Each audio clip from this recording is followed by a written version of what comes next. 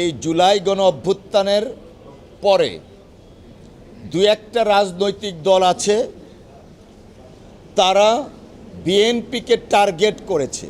শেখ হাসিনা ওয়াজেদ যেমন তার নির্দেশে টার্গেট কিলিং হয়েছিল, ঠিক তেমনিভাবে এখন একটা বিশেষ রাজনৈতিক দল যারা স্বাধীনতার যুদ্ধে বাংলাদেশের স্বাধীনতার বিরোধিতা করেছিল, তাদের কতিপয় নেতৃবৃন্দ মনে হচ্ছে তাদের কথায় বিএনপিকে টার্গেট করছে বা টার্গেট করেছে।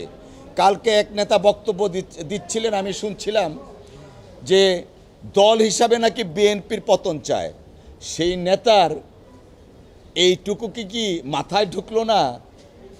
বিএনপি পতন চান উনি দল হিসাবে, সরকারের পতন হতে পারে, রাজনৈতিক দলের পতন হয় কিভাবে?